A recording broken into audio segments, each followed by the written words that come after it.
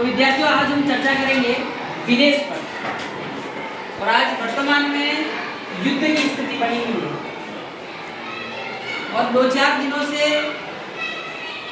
पूरा विदेश नीति के मामले में भारत में जैसे ही 5 राज्यों के अंदर इलेक्शन हुए, जबकि युद्ध की स्थिति आज से 2-3 महीने पहले बनी थी, हर देश पर इसका प्रभाव पड़ा है। पिछले 2-4 दिनों से मीडिया में ऐसी खबरें चल रही है कि मतलब पूरा अखबार विदेश नीति से भरा हुआ है। इसका क्या कारण है? युद्ध के पीछे क्या कारण है? जबकि 2 देश अलग झगड़ा रहे हैं, भारत से उनकी भौगोलिक दूरी दूर है,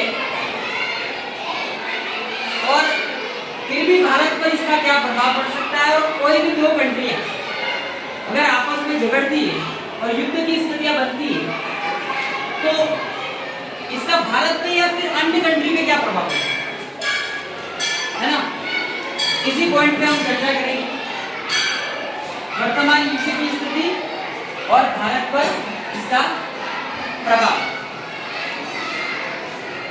जितने भी आसपास की कंट्री है, भारत पे भी कई बार हमला हुआ। भारत जब स्वतंत्र हुआ 47 के बाद, है ना, कोई डेमोक्रेसी कंट्री है, लोकतंत्र भी है, लेकिन एक दूसरे के ऊपर हमला करना, झगड़ाना, इसका मेन कारण क्या है? आज तक जितने युद्ध की स्थितियां बनी हुई है, इसका कारण है जो महाशक्तियां हैं, जैसे कि संयुक्त राष्ट्र संघ बना 18वीं और 19वीं सदी, जब समझ लोगों के अंदर विकसित हुई और राष्ट्र का निर्माण होना लगा, राष्ट्रों का, देशों का, स्वतंत्रता, समानता, बंधुत्व, इस तरह के विचार लोगों के अंदर आने लगे, है ना। धर्म के आडंबरों से लोग दूर जाने लगे, शिक्षित होने लगे, आधुनिक मत आने लगे, तब दुनिया समझदार होने लगी और नई नई कंट्रियां बनने लगी।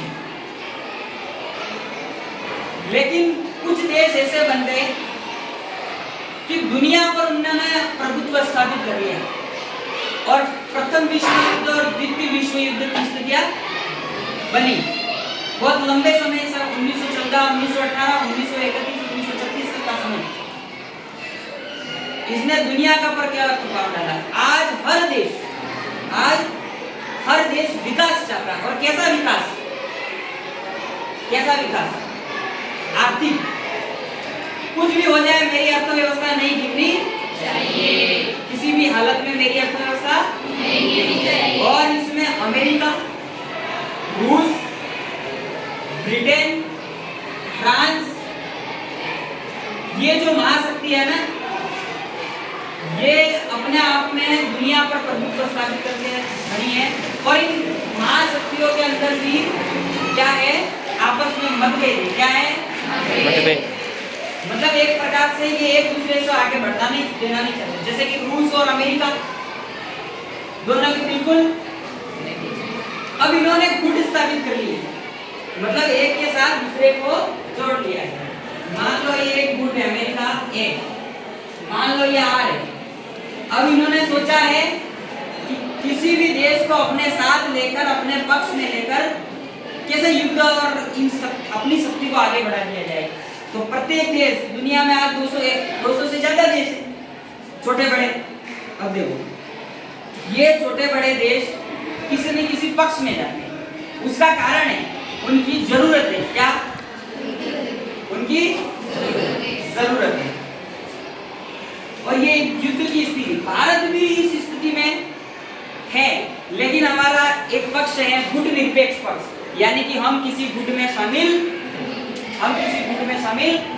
हम किसी को बढ़ावा नहीं देंगे, किसी की तरफ नहीं है। हम स्वयं अपना निर्णय लेंगे, हमारा निर्णय को और नहीं लेगा, हमारे पे कोई होता है। और दुनिया में हम किसकी बात करेंगे? शांति की। किसकी बात करेंगे? शांति। लेकिन आज ये युद्ध की स्थिति समय समय पर बनती है दुनिया के अंदर, और भू राजनीतिक महत्व इतना खतरनाक हो जाता है कि मानवीय संसाधनों को इतना नुकसान पहुंचता है कि आप बात ही नहीं, कंपैरिजन ही नहीं कर सकते किसी चीज से। आज जो स्थिति बनी हुई है, पहले थोड़े दिनों पहले यूक्रेन और रूस की स्थिति बनी हुई थी, ये मामला थमा, थोड़ा हमास और वो कौन सा देश, इजराइल वाला मामला हुआ, एक देश खाड़ी देश ईरान, एक देश अमेरिका। अमेरिका के साथ इजराइल जुड़ा हुआ है, ईरान के साथ दूसरी कंट्री है जुड़ी हुई। अब देखो ये दोनों देश आपस में टकराव की स्थिति में है और दोनों देशों में बढ़िया बात क्या है कि दोनों ही ताकतवर है। क्या है? जब एक ताकतवर और एक कमजोर हो तो युद्ध की स्थिति टल जाती है, लेकिन यह दोनों देश अमेरिका पैसों से ताकतवर, ईरान पैसों से ताकतवर, हथियारों से ताकतवर, दोनों देशों के पास बढ़िया हथियार है ना। समय समय पर मतभेद दोनों देशों के बीच चला, लेकिन इस बार क्या हुआ, अमेरिका ने सीधा अटैक किस पे किया? ईरान पे किया। और ईरान के सुप्रीमो खोमेनी का नाम सुना आपने? इसके जैसे आने वाली पीढ़ियों के शासक उन्होंने घोषित करके गए और खोमेनी की क्या कर दी? हत्या। अब ईरान पैसों से भी ताकतवर है, हथियार से भी ताकतवर है। अमेरिका और ईरान दोनों झगड़ा रहे हैं और पूरी दुनिया पर इसका इफेक्ट पड़ा है। जैसे कोविड के माहौल का इफेक्ट नहीं पड़ा था, कोविड के माहौल का इफेक्ट नहीं पड़ा था, इतना इफेक्ट अभी भारत पर और अन्य देशों पर पड़ा है, उसमें भारत भी है। और भारत पर इस पर क्या प्रभाव पड़ा है? हम दुनिया के अंदर दुनिया से व्यवहार करते हैं, दुनिया हमसे व्यवहार करती है या व्यापार करती है, जिसको हम क्या कहते हैं? आयात निर्यात। हमें कुछ चीजों की जरूरत है, पड़ोसी के पास जाते हैं, पड़ोसी हमारे पास आता है। उसी प्रकार ये जो खाड़ी देश है, हम खाड़ी देशों पर किस कारण निर्भर है? तेल के कारण। किसके कारण? तेल एक ऐसी चीज है बेटा, पेट्रोल दुनिया के अंदर आज भारत के अंदर नहीं हो तो दुनिया वहीं थम जाती है। आज मैं विद्यालय आया, मेरे पास पेट्रोल नहीं है तो मेरी गाड़ी तो वहीं रुक जाएगी, यही रुक जाएगी ना। समझ में आई आपको बात? आज हमें आधे घंटा या घंटा नहीं रुक सकती पेट्रोल के बिना। और वो अगर संसाधन किसी के पास है तो बढ़िया तरीके का किसके पास है? ईरान के पास। किसके पास? ईरान के पास। समझ में आया बात? आई नहीं आई बात? अब देखो हम किसकी तरफ हैं? अमेरिका भी दुनिया की सबसे बड़ी कंट्री, हम किसकी तरफ हैं? जवाब तो देना पड़ता है, वो कह रहा हम उसकी तरफ, वो कह रहा हम उसकी तरफ, वो कह रहा हम उसकी तरफ। अब भारत किसकी तरफ है?